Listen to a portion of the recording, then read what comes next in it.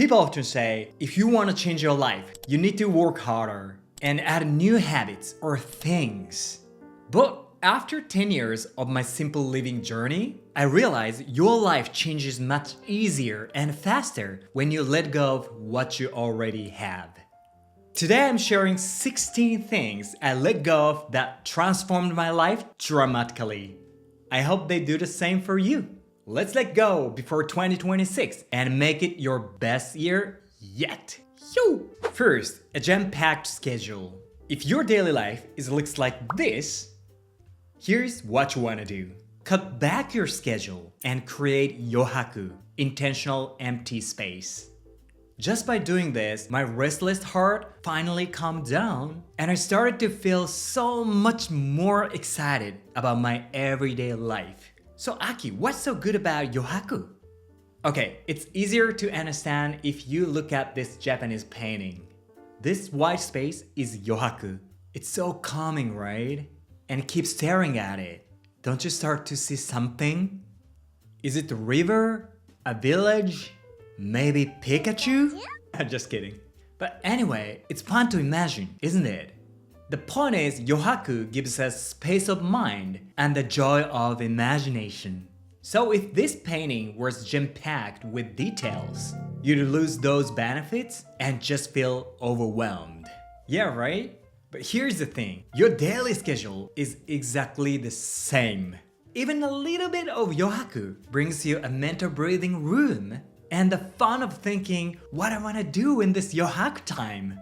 For example, now I have 2-hour yohaku block every afternoon, and yesterday I used that time to hit the sauna and make wagashi, Japanese sweets. This time always brings me peace of mind and the pure joy of living. So, if your schedule is jam-packed, everything is fixed, try clearing some space. Believe it or not, having yohaku time actually skyrockets your productivity because it creates a clear contrast, helping you focus better on your work. Second, social media apps. Don't you think your life would be a little better if you cut back on your social media time? I think many people would say yes, but I know probably you're struggling with it. You find yourself scrolling through Instagram or TikTok before you even realizing it, right? If that's you, please try this. Delete the apps from your home screen. Just this small change can dramatically reduce your scrolling time, at least for me. Why? Because you're removing the trigger. It's like the pachinko theory. You feel like going to pachinko because you see one. So the solution is to stay away from the side of it. Look at my home screen now. There are no social media apps, right? Instead, there's yohaku to calm my mind. Of course, deleting the app is the best. But I know many of you use them for work, just like I do. So let's start here. Hide the social media from your home screen. Third, many kitchen tools. The first time I stayed at Yuppie's place and saw her kitchen, my jaw dropped. She had so few kitchen tools. She only has one of each tool. And yes, that means one frying pan. Honestly, at first, I was like, wait, how do you even cook with just this?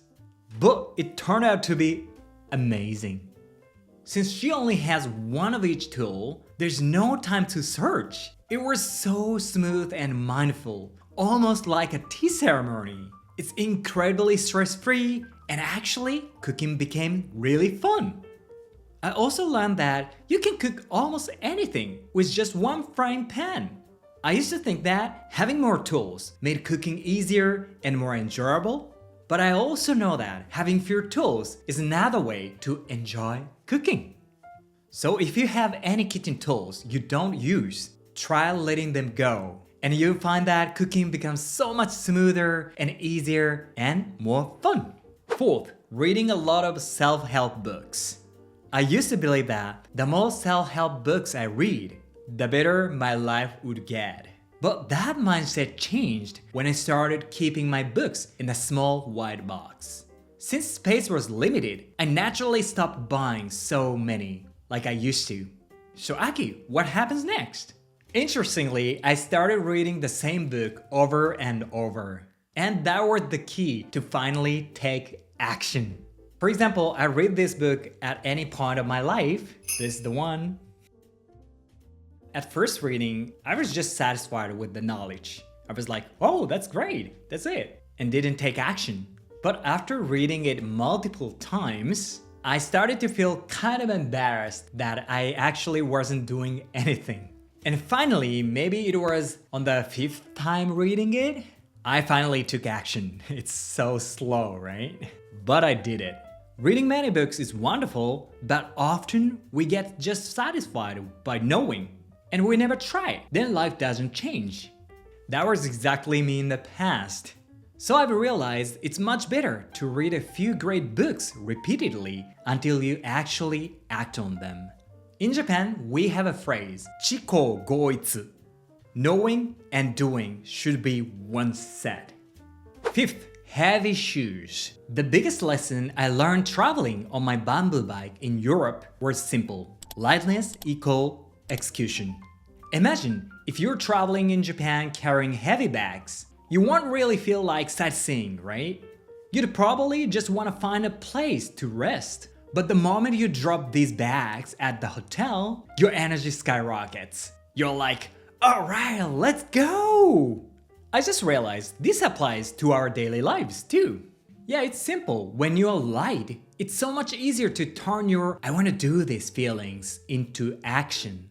So I started letting go of many heavy items in my life. Of all of them, the one that had the biggest impact was my heavy shoes. Because the weight of your shoes directly linked to your ability to move. So I let them go and got lighter ones. And because of that, last year I moved a lot and grabbed so many great opportunities. Thank you everyone. So remember, lightness equal execution. 6th, seasonings. Oh, there was one more thing that surprised me at her place. The seasonings were ridiculously minimal. Salt, sugar, soy sauce, and just a few more. She didn't even have pepper, so I bought it for her. Honestly, at first, I was worried like, wait, no flavor? But you know what? In a way, it was actually a good thing. Because I could taste the real umami of the ingredients. For example, she didn't have dressing. Usually when I eat salad, it tastes like dressing. But this time, I could taste the gentle sweetness and bitterness of the vegetables. Isn't it amazing? What I learned is this. While it's fun to change flavors with seasonings, it's just as wonderful to enjoy the natural taste of the food. So if you have lots of seasonings you don't really use, I guess you have many of them, try letting them go. Your kitchen will feel lighter and your plate will become more simple. 7th, things that cause tiny stresses. We all have them, those tiny things that gives us a little bit of stress every day. For example, a cracked screen is hard to read, a slow computer, or earbuds that is hard to connect. Let's let go of those things before the year end, so you'll so much lighter next year. Yes! For me, it was my tripod. It was great. But adjusting the height was a little bit hassle. Look, I had to turn those adjusters 9 times every single time. Once it's fine, but when I'm filming, I change it dozens of times. So those tiny bit of stress kept building up and I ended up feeling exhausted and drained every time I filmed.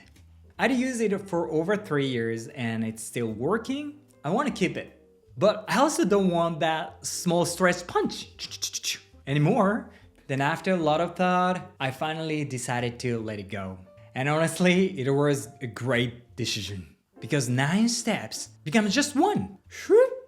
Plus now, I can even film in tight spaces. That was a game changer for me. And most importantly, filming became so much more fun. So tripod, thank you for supporting me for a long time. Arigato. 8th, staying up late. It's no exaggeration to say this. This changed my life forever. You know, at night, our willpower is weak.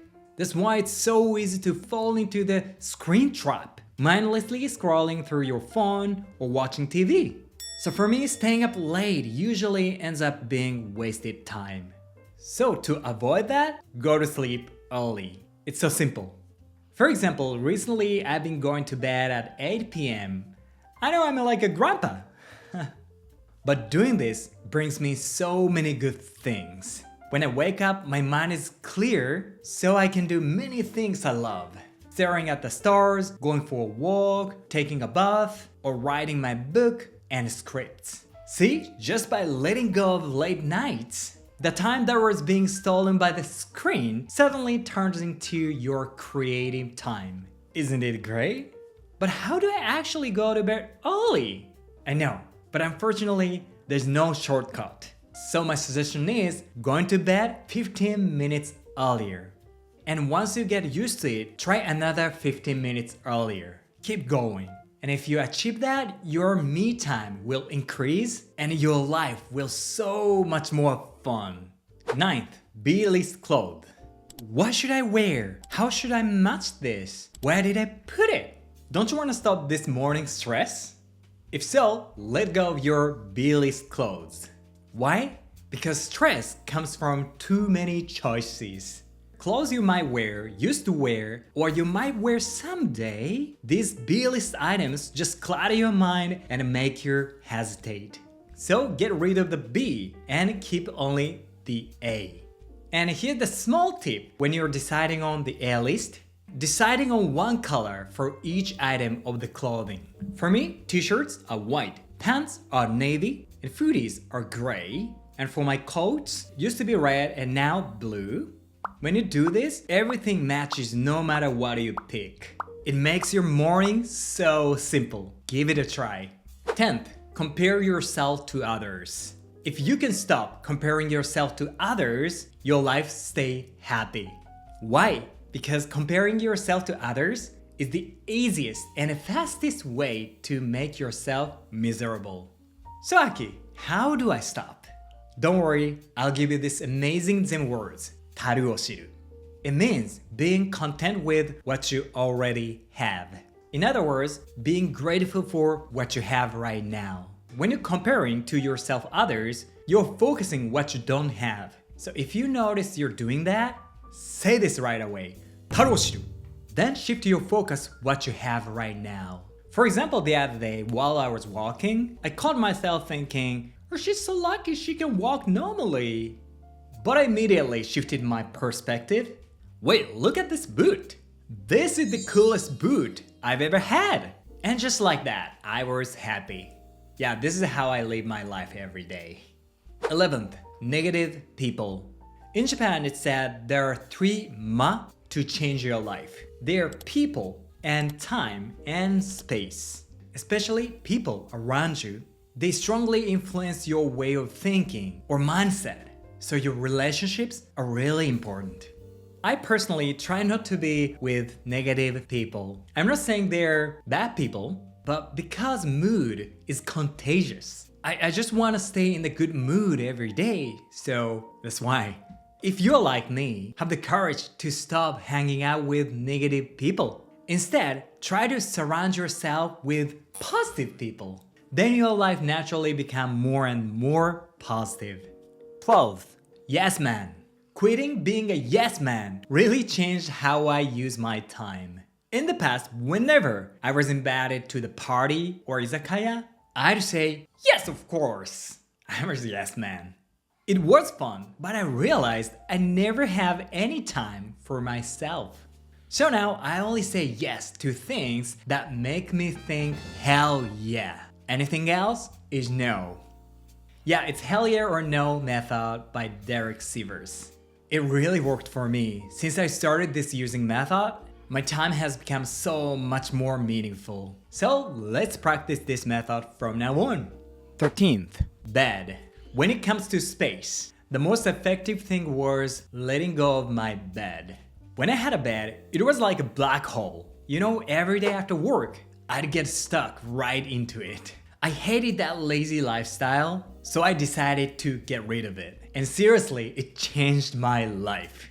You might be thinking, so, Aki, do you sleep on the floor? Well, I've done that before, yeah? But now I basically use a mattress. The best part about mattress is that you can put it away after waking up. By doing this, you remove the cause of laziness and create discipline. Isn't it amazing? So do you have cause of laziness in your room? If you do, letting them go might just change your life. 14th, gifts. Question, how many gifts do you think you receive in your life? In Japan, we said that 3,000 gifts in a lifetime. Whoa, that's many of them! Did anyone else think that? I did. But here's the problem. Gifts are hard to let go of once you receive them, aren't they? That's how things pile up and our lives become less simple. So if there are gifts you no longer use, let's let them all go. A gift is a feeling of gratitude. You've already received that feeling. So it's okay to let the physical objects go. If you can do that, your room and your mind will so much clearer and lighter.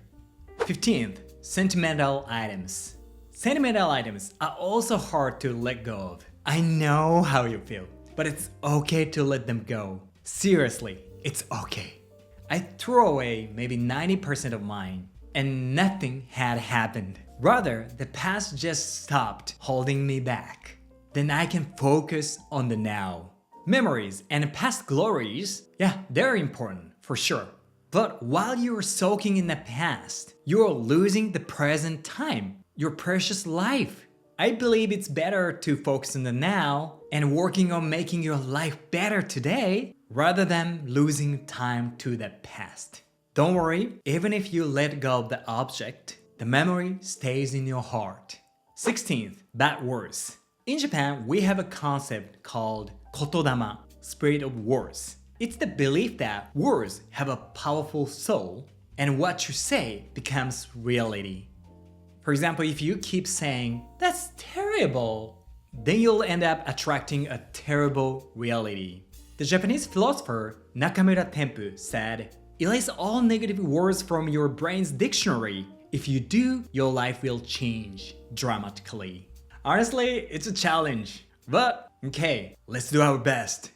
Okay, thank you for watching until the very end. I really hope you'll try letting go of at least one thing. 自己合一, remember? Personally, this year was very tough for me, but your warm words and support really melted my heart. So thank you so much for always being there for me. I wish you a wonderful new year. Bye bye. See you next year.